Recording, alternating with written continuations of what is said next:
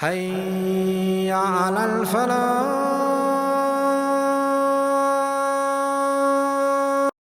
The author says, throwing things around. You know what happens? Sometimes the wife is upset because of something.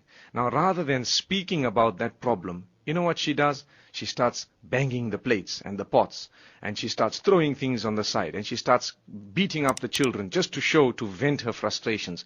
May Allah subhanahu wa ta'ala protect us. This is all unacceptable. Unacceptable in the eyes of Allah subhanahu wa ta'ala. So when you are banging the plates, when you are throwing things around, when you are beating up the children just to prove a point to your husband, ask yourself, do you think Allah is happy with you? Do you think the blessings are going to be descending upon you? Or do you think otherwise? May Allah subhanahu wa ta'ala grant us the ability to understand. The author says they are acts of shamelessness and stupidity that result in the anger of Allah Almighty and can destroy an otherwise good home. If the husband maintains silence for some reason, it does not indicate that the wife may continue. For one day his patience will wear out. That's also a very important point. Sometimes you have a husband who says, you know what, I just keep quiet. I can't say anything. What do you want me to say? Obviously, because he is thinking, look, the situation is so bad. If I am going to talk, it's going to make it worse. So let me just be silent. Make dua to Allah subhanahu wa ta'ala. So if we have a husband who's actually remaining silent when we are doing all these things, it does not mean now we've got the green light to do more.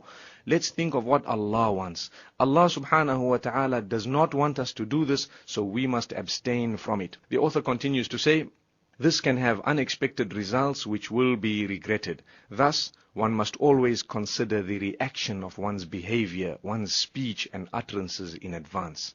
I remember mentioning in the tafsir program that sometimes what women do, and it's unfortunate, this is on the increase today, every small thing, the woman says, you know what, give me my talaq, give me my divorce.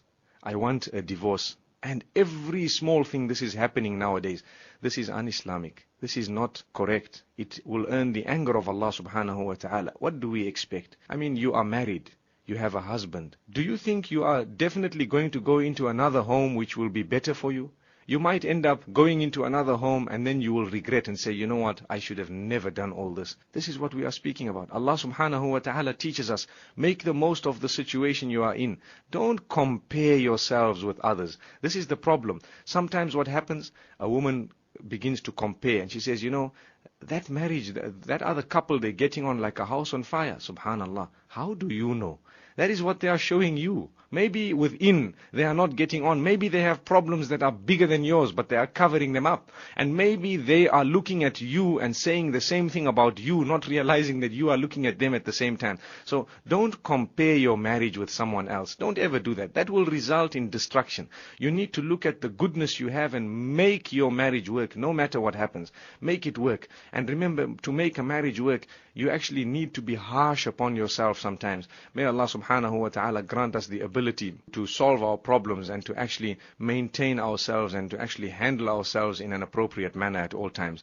The author continues to say, the husband's family and relatives must be treated well, and she must try to fit into the family rather than coming in and making everything change overnight for her sake. Though the wife is entitled to a certain degree of privacy, she must understand that whenever there are a few women who get together and several children, then not everything will be done according to one's desire and liking. There will have to be certain differences and certain things that one will disagree with totally. It is advised to bear patience and exercise tolerance. Employ the most affectionate, effective ways of putting forward our views and points. This does not have to be done immediately, but over a period of time, using tact and intellect. It is easier to maintain a good relationship than to mend a broken one. Subhanallah. Listen to that again. It is easier to maintain a good relationship than to mend a broken one. Remember, to keep nagging at the husband about how his family members are can irritate him and disturb the harmony of the home. This is a very, very important point. What the author is saying is, look, as a wife, you are coming into a certain home. You are going to marry into that home. Yes, you might have your privacy. You might even be staying separately. But when you come together, there will be certain differences. Never mind. Bear patience. Try and tolerate it. Solve and patch as much as you can and live with it. You have your privacy, everything. Do not take your husband away from his own blood relatives. How do you think Allah subhanahu wa ta'ala will treat you if you do that?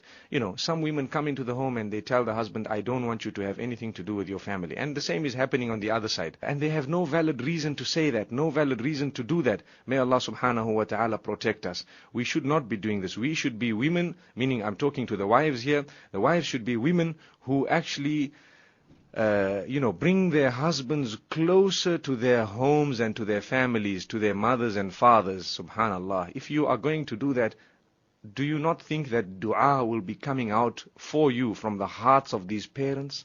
Do you not think that people will be making dua for you? On the other hand, if you are going to drift him totally away from the house, once you came in, everyone else was divorced. What happens?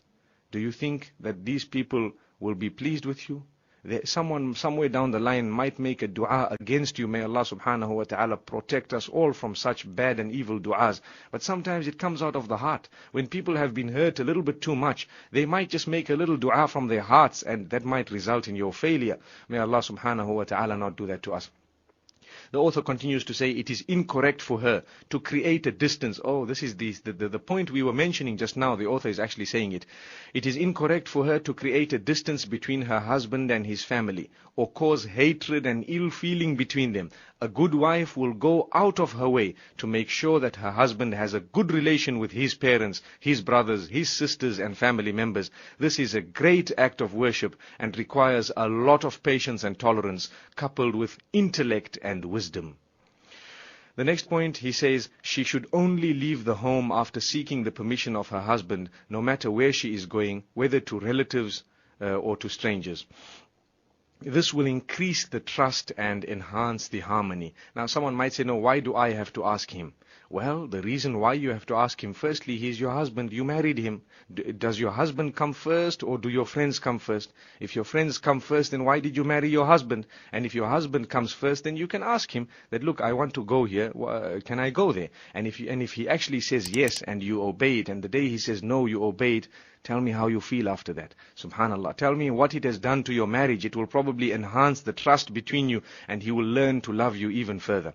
May Allah subhanahu wa ta'ala grant us the ability to understand. The next point, he says, she should not unnecessarily doubt or suspect her husband of having an affair. The author has got straight to the point. He says she should not unnecessarily doubt or suspect her husband of having an affair. This type of suspicion, which is usually the result of self-created thoughts and ideas, rumors of jealous people who might even claim to be friends, or even anonymous callers, etc., will only result in destroying an otherwise happy marriage. Rather, she should display full support in difficult times. This will go a very long way in strengthening the marital bond. Subhanallah. That means at times of crisis, people are accusing him of this and that. You display full support. Even if there is something wrong that he is doing, inshallah, he will leave it because he's going to feel shy when he sees your support. Subhanallah. This is what the author is trying to say. And it will go a long way in strengthening the marital bond. The author continues to say, in the case where a wife has children from a previous marriage, it is a major sin to disallow the legitimate father of the child access to his children within reasonable limits. This must be worked out with the current husband and fulfilled according to the Sharia. Many people don't even want to know about this. Subhanallah.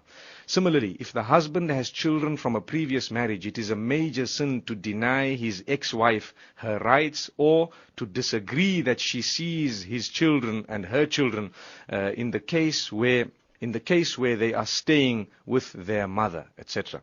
The ulama must be contacted for details regarding the explicit law of Allah subhanahu wa ta'ala regarding custody and access. Amazing. I actually spoke about that a few nights ago. The author continues to say, in order to maintain a healthy married life, it is important that the wife beautifies herself at all times for her husband within the limits of the Sharia. She should try to be neat and clean at all times, smart and prim. Apply a good scent within the home.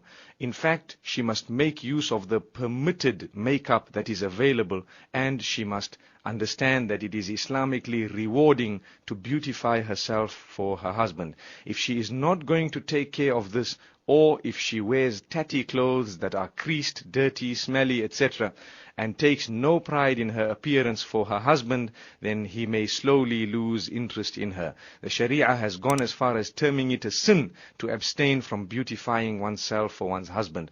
Always looking good in the home will definitely increase the value of a woman in the eyes of her husband. He will consider her as a great gift and appreciate what Allah Almighty has bestowed upon him. This point obviously speaks for itself. And the last point that the author mentions, he says, she must communicate well with her husband and tell him when major issues take place. If she is sick, she should not expect him to sense or to understand that she is sick without being informed. At times, if he sees her looking sad or depressed, it is unfair not to explain why this is the case. Keeping a person guessing can be very harmful to the marriage. Sometimes she may be sad for other reasons, so she must mention these reasons. She must put forward the reason and clear the air. If the need arises, or if need be, she must give him the opportunity to help or to explain. Sometimes you might be upset with something he has done. You might have seen something. You can't just sulk forever and expect him to keep on guessing. You need to understand, talk to him, explain to him, tell him, give him the chance to clear himself. And once he has done that, you need to, inshallah, accept that excuse of his or accept the explanation. And that is how the marriage will move forward. Thank you so much for listening to this short message. I pray that it has increased you